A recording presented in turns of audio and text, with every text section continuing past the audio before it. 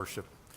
Well, we are continuing, as I noted at the beginning of our service, this second week of the series of faith and the Enneagram. And last week we began with an introduction. Many of you were here. Some of you may have missed it. There is a sermon video. You can always go back and watch and get caught up. That's the challenge with series. They kind of build on one another, and we're going to be doing that today. Last week, Romans 7 was our key passage.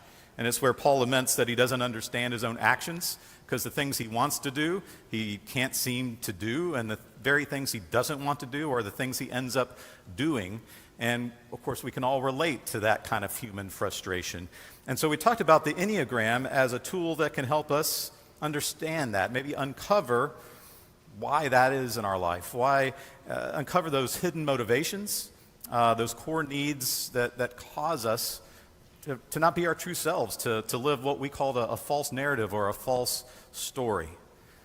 There's a handout in your bulletins that's also included in the large print one. And you'll see there just on the cover that you've got 9 types that teaches us that there's 9 basic personality types, all of which we actually have within us, but we tend to gravitate towards one of those types. So according to this theory, our personalities actually began as coping strategies we developed as children to feel secure, that we learned in whatever context we were being raised what we thought was required of us to be loved, to be accepted, to be safe. And so in this way, the Enneagram, there's a lot of kind of personality typing systems and that kind of thing. Many folks last week talked to me about Myers-Briggs, which I've done a lot of work with as well, and there's the DISC and all of these others they do in these leadership kind of trainings. The Enneagram, though, isn't really about the traits and behaviors. In fact, if you actually looked at your life, you'd realize if you looked at all of the descriptions of all 9 types, you probably exhibit some of the traits and behaviors in all of those. We have that capacity.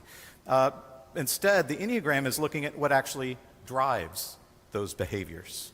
And that's why we can't type other people. We think we know exactly what type they are based on how they behave or what we've experienced with them, but we're only looking at what's on the outside, and the Enneagram is trying to uncover what the inner needs are, what emotions are actually motivating us. And so really we can only type ourselves. Only we can do the work it takes to figure out what's really driving us, particularly when it's driving us in a direction that we don't want to go.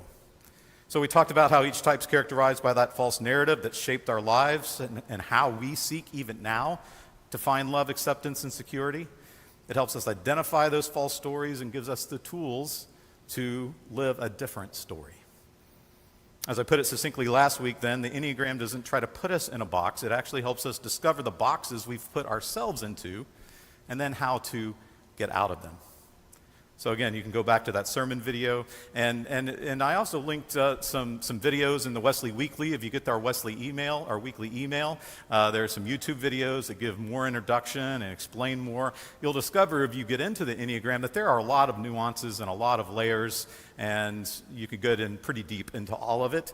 It's a dynamic system, and it's a lot of fun to learn and explore. You learn about the wings, which whatever type you may discover yourself to be, or actually have some of those traits of the types that are on either side of you.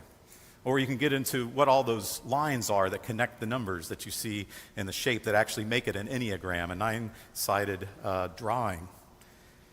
And that helps us understand those lines, where we tend to go to when we're under stress or struggling, and versus where we tend to go when we're healthy and we're growing.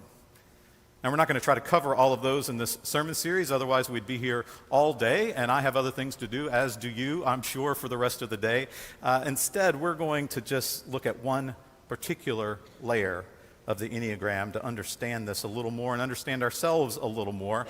And the clue to that is inside the Enneagram handout, where we have the types grouped by triads. You'll see on one column the heart triad, and then the head triad, and then the body triad. And each triad, sort of what they have in common is they represent a common way of experiencing the world and processing emotions. So you see the heart triad, types 2, 3, and 4. These individuals navigate life primarily through their emotions, their connections with others, and they tend to wrestle with feelings of shame. And then the head triad, types 5, 6, and 7, process the world through their intellect. They often grapple with anxiety and fear. And then the body triad, 8, 9, and 1s, they experience life through their instincts or their gut. And they often contend with anger. Sometimes that anger is expressed outwardly, or it's suppressed, or it's internalized, but it nonetheless controls and drives a lot of behavior. Now, as I describe that, of course, we all know that all of us in our own ways experience shame. In our own ways, we experience fear. In our own ways, we experience anger. Those, I think, are pretty universal human emotions. But what this tool of an Enneagram can do is help us uncover which one drives us more than the others. So this morning, we're going to look at what's known as the heart triad. And as noted, these types are united by their reliance on feelings to navigate life, and their deep concern with their identity. And again, that common thread that binds them is the core emotion of shame. Now, when we talk about shame in this context, it's not necessarily the kind of shame that I think we all experience when we're embarrassed over something like a misstep. We said the wrong thing or we did the wrong thing and we feel shame, or we regret a specific action. The heart triad types, these types 2, 3, and 4, they are deeply motivated by a desire for love, for recognition, and for significance. But the problem is they often feel they're either not worthy of that, or they feel they have to earn it in some way. They have this deeper, more pervasive sense of inadequacy, and that is what makes them feel shame. That's what gives this sense of identity. It motivates their actions. And I ran into that over and over as I was digging deeper into this heart triad. I have to earn it in order to receive love. Or deep down, I'm just not worthy of receiving it. I don't deserve it for some reason. And so I want to dig a little bit deeper into each of these. And then by the end of this series, you'll know a little bit more about each type. And maybe you'll find yourself in one of those. And maybe it will unlock something for you, for your own growth, your own sense of self. Type 2s are known as helpers. We all like to be helpful, but this is sort of the primary way they enter the world. And people who are type 2s, if you're looking at them outwardly, you would see them as warm and as empathetic, as generous individuals. They find deep fulfillment in supporting and caring for other people.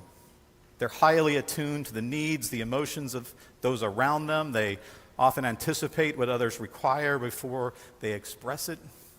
There are some people who teach the Enneagram who talk about each type has a superpower, and this kind of is the superpower of the two.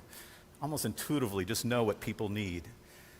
But they're also driven by a strong desire to feel loved and appreciated. So type 2s, below the surface, often unconsciously believe that by selflessly giving of themselves, they're going to earn affection and validation. And that's what they're craving. This outward focus on others can sometimes lead them to neglect their own needs and desires. And if you've been a caregiver, whether or not you're a 2, sometimes you know how it drains you in that way, and you don't have time to take care of yourself.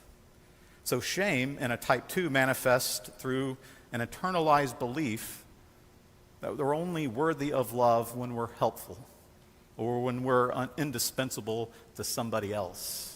And you kind of trip into that when you've been I've run into this before. I'm not a 2, but when I've been volunteering and suddenly they don't need me to volunteer anymore and it kind of hurts my feelings. I get over it a little bit quicker, but if someone's a 2, that's absolutely devastating to hear we don't need you anymore, even if it's just on a practical level. That cuts deep. They may think, if I'm not needed, I'm not loved. And this fear of being unwanted drives them to overextend themselves, sometimes even to the point of burnout. They might suppress their true feelings or opinions so that they can avoid conflict, they can avoid that rejection, and that even separates them more from their true selves. And additionally, they might struggle with setting boundaries. They actually feel guilty. If you're a 2, you might feel guilty if you actually do prioritize your own well-being over the needs of someone else. And despite their genuine care, type 2s may also unconsciously expect appreciation or reciprocation for their efforts. And when that doesn't happen, they can feel resentment that they weren't appreciated for all the good they did. They may feel hurt, they may feel overlooked, and that just reinforces the shame that tells them they aren't enough. And so if you sort of resonate with type 2, what the Enneagram will help you understand is that to grow, you have to recognize your value is actually inherent. It's not dependent on your usefulness to others. And that actually by embracing self-care, by acknowledging that you have needs you have to take care of as well, you actually find those boundaries and you find that balance. You have to accept that you are loved for who you are and not just for what you do or the ways you've been helpful to somebody. And that can help alleviate that shame that drives behavior. So that's a 2. You can kind of see how that works with the inner need that drives, and outwardly it seems very helpful, but inwardly they're living a false story that somehow they're not enough if they're not helping. Type 3, the achievers, seem wired very different and would seem wildly different than a 2 because they're actually ambitious and adaptable and success-oriented as individuals. These are the people who always seem to win class president. I don't know why. Probably because they want to be class president. They're driven by a deep desire to be valued and admired. They often tie their self-worth to their achievements and to public recognition. I think all of us have our own ambitions in the ways that we're trying to live our life, but there's something deeper that's driving someone who might be a type 3. They're highly image conscious. They're skilled at presenting themselves in ways that gain approval, sometimes molding their personas to fit what they believe others expect of them. And they focus on their success. And of course, that can make them very dynamic leaders. They can make them great motivators. But shame manifests in type 3 through the belief that they're only as good as their latest accomplishment. They may internalize the message, I must succeed to be worthy. And this fear of failure or insignificance drives them to constantly strive for excellence. I think it's that insignificance that really triggers them. They fear that. But often that need to find significance, to be validated by what they've been able to accomplish, it comes at the expense of their true selves and at their relationships. They actually have to suppress their true selves and hide vulnerability because that's seen as a weakness. And so they'll become overly competitive, they'll neglect their own well-being, and they too can get burnt out. They might feel that feeling of emptiness. You've achieved all of these things, and yet you still feel something's missing within you. So when achievements don't bring that fulfillment that they expect, it just deepens that sense of shame and inadequacy. And so if type 3 might resonate with you, you can grow by striving instead for authenticity. Recognizing your inherent worth is not dependent on those eternal external successes. You want to be able to find some kind of satisfaction beyond the accolades. Accept that you're valued for who you are, not just for what you achieve, and that helps address that shame. And then type 4s, the individualists. Very often they are the creatives. I won't make too much eye contact with the choir at this point. Not all musicians are 4s, but many artists and musicians are 4s. That whole tortured artist kind of trope is very much in line with a 4. They're introspective, they're expressive, they're emotionally rich individuals who want to understand themselves and find their unique place in the world, but the world just doesn't understand me. That's often what they feel. They're deeply attuned to their inner experiences. They value that authenticity, that depth in all aspects of life, and often they want to express that. You see people who seem like they're eccentric. They're just trying to find some way of expressing outwardly what they're feeling inwardly, and that's what's so important to them.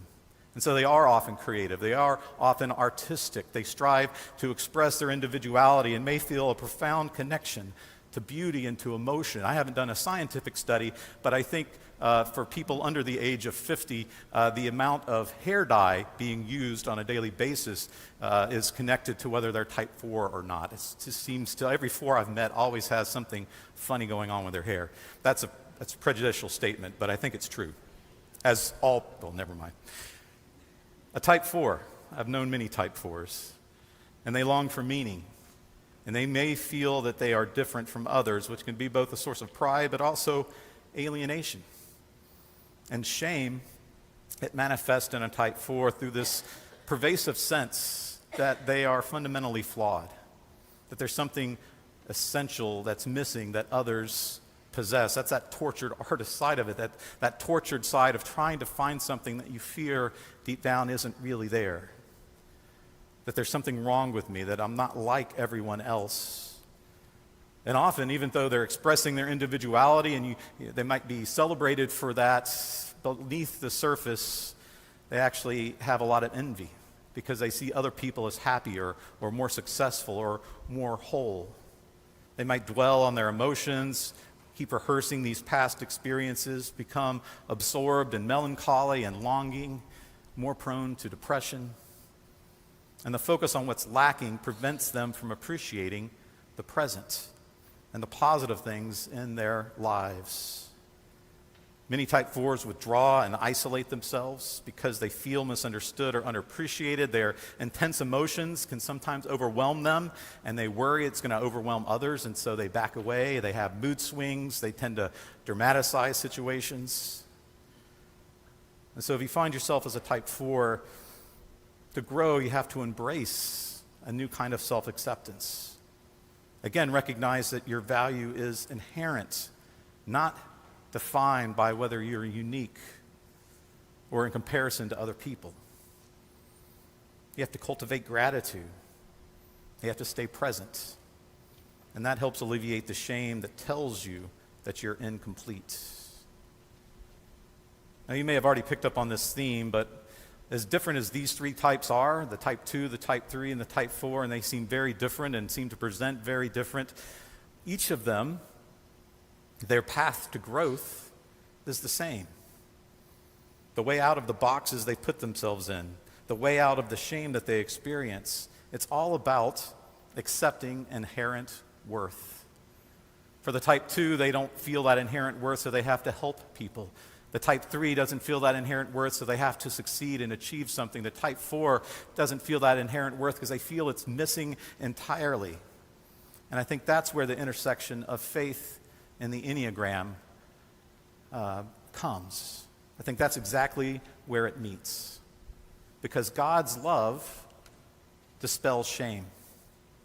God's love, if we'll have faith in that and trust God's love, it will expose these false stories that I must be needed to be loved, or my worth is tied to my success, or something's missing in me. God's love tells you that all of those ways of thinking are absolute lies.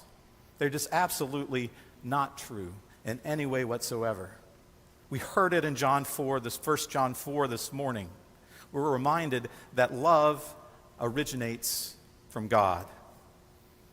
God's love's not something that we have to earn. It's given freely because that's just who God is. God is love. Beloved, let us love one another because love is from God, and everyone who loves is born of God and knows God. God's love was revealed among us in this way. God sent his only Son into the world so that we might live through him in this love, not that we loved God, but that he loved us. For a heart triad person, someone who might be a type 2 or a type 3 or a type 4, this kind of assurance can be transformative. Realizing that love is not based on what we do. That's hard to accept, but it's absolutely the key to unlocking your true self. And love is not based on what we achieve. Doesn't mean we're not ambitious. We just have to know that that's not who we are. And God's love isn't based on how special we are. We don't have to act out as a way of trying to find something that's missing because it's not missing, it's there. We have to see who we are in God's eyes. And if we can just get out of our own way and believe this truth, it will absolutely dismantle these lies about our worth, about our identity, about anything that's based in anything other than God's love. God's love comes first. That's what John is telling us. God's love comes first. We don't have to earn it first. We don't have to prove ourselves worthy first. It's just a gift. And so you find yourself identifying with 2, 3, or 4 in this heart triad, or maybe if you've wrestled with any kind of feeling of shame that feels familiar to you, I hope you'll take this message to heart. The truth is that we have a far better story to live than the one many of us have been living for a long time. Living these lies, these things we've been telling ourselves for years, whatever we thought was required to be loved or to be accepted or to be safe.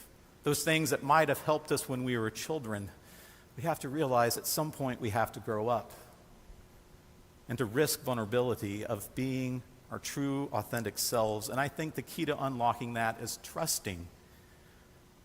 When John tells us God is love, and God has already accepted you, and God has already deemed you worthy, are you going to believe that? Or are you going to believe the lies that you've been telling yourselves? We have to learn how to see ourselves through God's eyes and not listen to those voices in our head, not listen to those voices in our heart, not listen even to the voices of those around us who may be making it worse. Those voices that tell us we aren't worthy or haven't done enough or are not enough. Ultimately, we have to say enough is enough. And so let us open our hearts to God's transformative love. Let's truly believe that God's love does cast out this shame, that we are already worthy, that love of God redefines our worth and who we are in Christ. We just have to dare to believe it and to live it. Thanks be to God for that gift, and I hope we all will once again receive it. Amen.